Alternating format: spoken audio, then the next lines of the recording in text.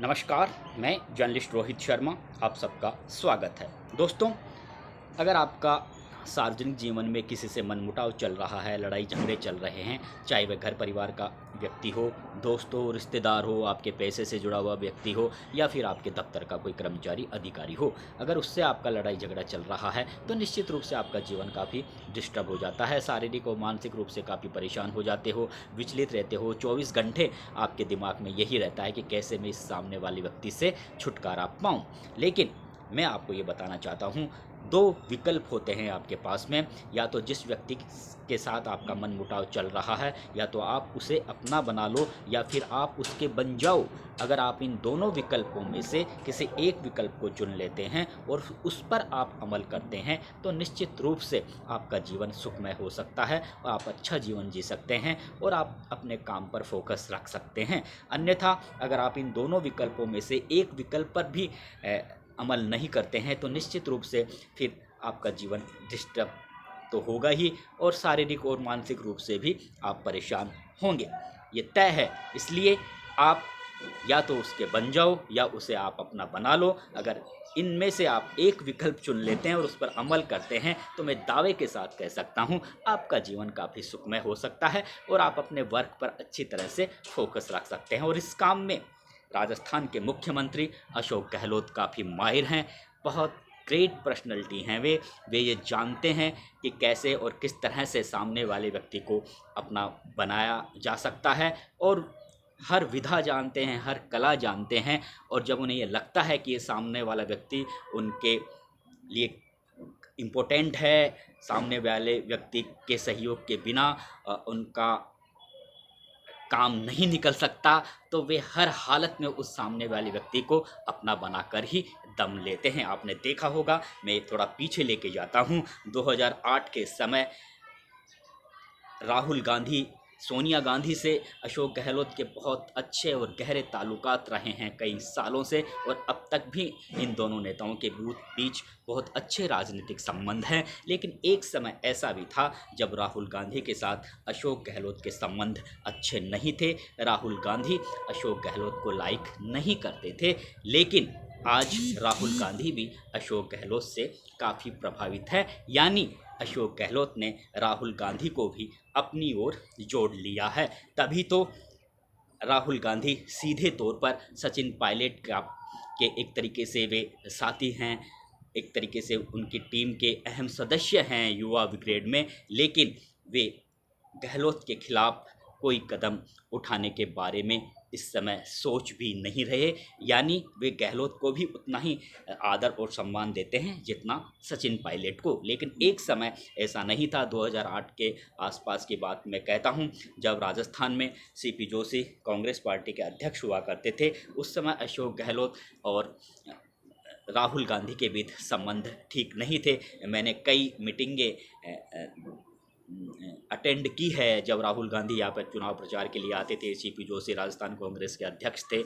उस समय मैंने देखा था, मीडिया कर्मियों में भी चर्चा होती थी कि अगर कोई सभा में राहुल गांधी, सीपी जोशी और अशोक गहलोत मंच पर साथ साथ बैठा रहा करते थे तो राहुल गांधी सीपी जोशी से ही ज़्यादा बात करते थे, अशोक गहलोत की तरफ देखते नहीं थे। यानी वे अशोक गहलोत के साथ में उनका बिल्कुल भी तालमेल ठीक तरह से उस समय नहीं था। लेकिन बाद में, और उस समय सीपी जोशी राहुल गांधी की निगाहों में छाए हुए थे। जब वे चुनाव हार गए थे एक वोट से, उसके बाद भी उन्हें लोकसभा चुनाव लड़ाया गया और पहली बार वे लोकसभा में पहुंचे और पहली बार में ही उन्हें कैबिनेट मंत्री का दर्जा दिया गया। और जब 5 मंत्रियों को जब पहली बार सरकार बनी, जब केंद्र में सरकार बनी थी मनमोहन सिंह की अगुवाई में, तो उस समय जब शपथ दिलाई जा रही थी उसमें टॉप के 5 मंत्रियों में सीपी जोशी भी थे। सीपी जोशी का उस समय एक तरीके से कांग्रेस पार्टी के दिल्ली दरबार में ज़बरदस्त दबदबा बना हुआ था। यानी अशोक गहलोत को भी उन्होंने थोड़ा पीछे धकेल दिया था। वजह यही थी कि वे राहुल गांधी की निगाहों में छाए हुए थे। हालांकि फिर बाद में 2014 के बाद में एक तरीके से उनका ग्राफ गिर गया।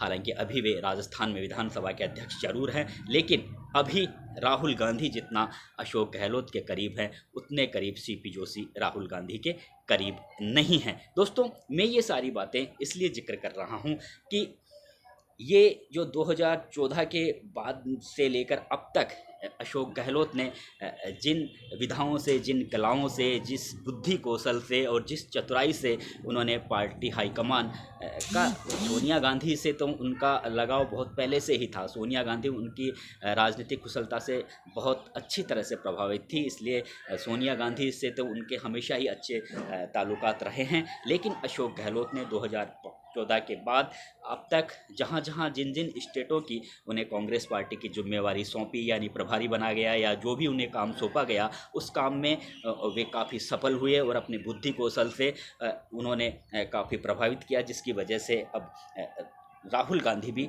अशोक गहलोत के बुद्धि कौशल से काफ़ी प्रभावित हैं और इग्नोर नहीं कर पाते हैं। कई बार आपने देखा होगा कि अडानी के मामले में भी जिस तरह से चर्चाएं उठी, मीडिया में भी खूब खबरें छपी कि एक तरफ अडानी के खिलाफ राहुल गांधी बोल रहे हैं, दूसरी तरफ राजस्थान में मुख्यमंत्री अशोक गहलोत अडानी के साथ में व्यापारिक समझौता कर रहे हैं। तो इसके बावजूद भी राहुल गांधी ये जानते हैं कि मैं जिन मुद्दों को उठा रहा हूँ उन मुद्दों पर एक तरीके से अशोक गहलोत थोड़ा पानी फेर रहे हैं या कमज़ोर करने की कोशिश कर रहे हैं, लेकिन इसके बावजूद भी वे अशोक गहलोत से काफ़ी प्रभावित है और उनसे बंधे हुए हैं। और सचिन पायलट के प्रकरण में भी वे अशोक गहलोत के खिलाफ कोई कड़ी कार्रवाई करने या अशोक गहलोत को वे इग्नोर नहीं करना चाहते हैं। अगर ऐसी स्थिति होती तो अब से पहले ही सचिन पायलट राजस्थान के मुख्यमंत्री बन गए होते, लेकिन अशोक गहलोत ने उन्हें अपनी विधा से, कला से अपनी ओर जोड़ा हुआ है। मैं अब वापस राजस्थान की ओर लौट कर आता हूं कि जब अजय माकन ने प्रभारी पद से इस्तीफा दिया, उसके बाद में सुखजिंदर सिंह रंधावा जो पंजाब से आते हैं, काफ़ी सीनियर लीडर हैं, मंझे हुए राजनेता हैं और एक तरीके से काफ़ी दबदबे वाले राजनेता पंजाब में माने जाते हैं। और जब रंधावा यहाँ राजस्थान में प्रभारी बनकर आए तो कांग्रेस पार्टी में थोड़ी ये हलचलें थी, चर्चाएं थी कि हाँ, कहीं ना कहीं अब सचिन पायलट और अशोक गहलोत के बीच में अच्छा तालमेल जरूर बनेगा और जो कांग्रेस पार्टी में जो विरोध के स्वर मुखर हो रहे हैं वे कहीं ना कहीं शांत होंगे। लेकिन ये चीज़ तो हुई नहीं, सचिन पायलट और अशोक गहलोत के बीच में तो तालमेल बैठा नहीं। लेकिन अशोक गहलोत ने रंधावा को जरूर अपना बना लिया। अब एक तरीके से जिस तरह की कार्यशैली और जिस तरह का व्यवहार रंधावा का विगत 5 महीनों में रहा है, उसमें एक ही बात निचोड़ कर सामने आई है कि कहीं ना कहीं रंधावा भी अशोक गहलोत से प्रभावित हो चुके हैं। उनका एक तरीके से वे अप्रत्यक्ष रूप से समर्थन करने लगे हैं। हालांकि प्रभारी होने के नाते उनको एक बैलेंस बनाकर चलना चाहिए था, लेकिन वही बात अशोक गहलोत में वो हर विधा और हर कला आती है कि वे जिस व्यक्ति को उन्हें अपना बनाना होता है उसे वे अपना बनाकर ही दम लेते हैं। अब देखिए, अभी जो 1-to-1 कार्यक्रम हुआ था राजस्थान प्रदेश कांग्रेस कार्यालय में, विधायकों से जो फीडबैक लिया हुआ था, अगर देखा जाए तो ये फीडबैक कार्यक्रम रंधावा अकेले बंद कमरे में अगर एक एक विधायक से बातचीत करते तो बात समझ में भी आती कि हाँ, विधायक क्या कहना चाहते हैं, विधायकों के मन में क्या है, विधायक क्या चाहते हैं, किसके नेतृत्व में वे चुनाव लड़ना चाहते हैं, क्या बदलाव चाहते हैं, सरकार से उनकी क्या आकांक्षाएं हैं, अभी 5 महीने बचे हैं और क्या क्या होना चाहिए, वे बातें खुलकर बताते अपने प्रभारी को। लेकिन आपने अशोक गहलोत यानी शासन के मुखिया अशोक गहलोत के सामने,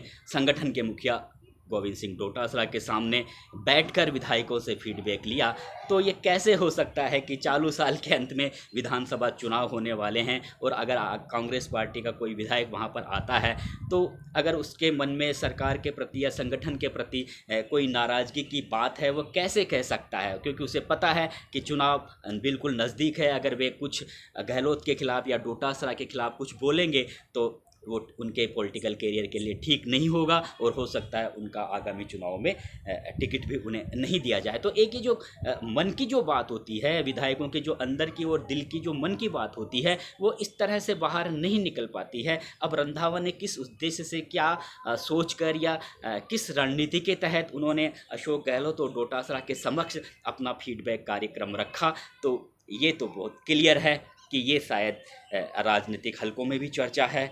और देखिए, अब इसमें अशोक गहलोत ने ये भी कहा है कि हमने सर्वे करवाया है। ठीक है, सर्वे होते हैं, सरकार अपने स्तर पर भी सर्वे करवाती है, लेकिन सर्वे तो वही कामयाब माना जाता है, वही सफल माना जाता है जो सर्वे गुपचुप में पार्टी हाईकमान की ओर से करवाया जाता है। वे फीडबैक कार्यक्रम में जिस सर्वे की रिपोर्ट लेकर वे चर्चा कर रहे थे, तो ये कैसे हो सकता है कि जिस भी कंपनी ने जो सर्वे किया है, तो अगर वह सर्वे अशोक गहलोत सरकार के खिलाफ आता या उनके जो समर्थक विधायकों के खिलाफ अगर कोई वो सर्वे होता, तो वे कभी भी रंधावा को उस सर्वे की रिपोर्ट नहीं देते। ऐसा हो नहीं सकता। ऐसा कोई भी राजनेता ऐसा नहीं है जो अपनी फजीयत अपनी पार्टी के प्रदेश प्रभारी के सामने करवाएगा। तो मैं इस बात को सिरे से खारिज करता हूं कि वे जिस सर्वे की बात कर रहे हैं, जिस सर्वे की कॉपी लेकर वो वहाँ पर बैठे थे और उस सर्वे के आधार पर वे विधायकों से बातचीत कर रहे थे, तो एक साधारण बुद्धि वाला व्यक्ति भी अंदाज़ा लगाया जा सकता है कि वह सर्वे कोई पार्टी हाईकमान ने तो करवाया नहीं, या फिर प्रदेश प्रभारी ने अपने स्तर पर वह सर्वे नहीं करवाया। वह सर्वे तो जो सर्वे करवाया वो मुख्यमंत्री अशोक गहलोत या फिर डोटासरा जो सत्ता और संगठन ने मिलकर वो सर्वे करवाया। तो डोटासरा तो पहले ही अशोक गहलोत के साथ में एक अच्छी उनकी ट्यूनिंग चल रही है।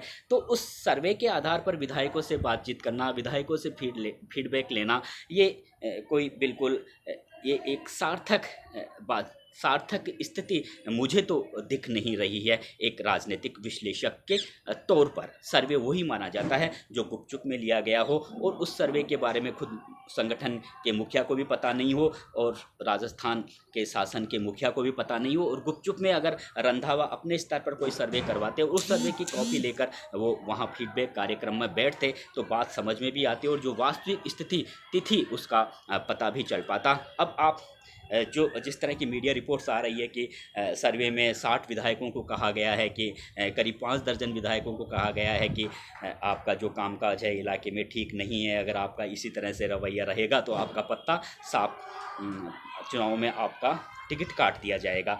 तो जहाँ तक मैं सोचता हूँ ये 60 आदमी वे ही हो सकते हैं जो विगत 4.5 साल में अशोक गहलोत सरकार की खिलाफत कर रहे थे, या फिर अशोक गहलोत के खिलाफ उनके बयानबाजी हो रही थी या मुखर बयान वे दे रहे थे। उनमें हो सकता है सचिन पायलट के जो समर्थक विधायक हैं उनकी संख्याएँ भी इन 60 में हो सकती है। तो ये इस तरह की खबरें मीडिया में भी हो रही है, राजनीतिक हलकों में भी की जा रही है। राजनीतिक विश्लेषक भी ये मान रहे हैं कि वे जो जिन 60 विधायकों का जिक्र करके वे कह रहे हैं कि आपका कामकाज ठीक नहीं है, तो ये तो हो नहीं सकता कि वे अशोक गहलोत के समर्थक विधायक हैं। अशोक गहलोत अपने समर्थक विधायकों के लिए अपने प्रभारी के सामने इस तरह की वे फजीयत बिल्कुल भी नहीं करवाएंगे। तो मैं ये कह रहा हूँ कि आप देखिए रंधावा जब शुरू में आए थे उस समय सबको ये था कि हाँ ये बैलेंस बनाकर काम करेंगे, सचिन पायलट और गहलोत के बीच में दोस्ती करवा कर ही रहेंगे, लेकिन ऐसा हुआ नहीं। जो मेन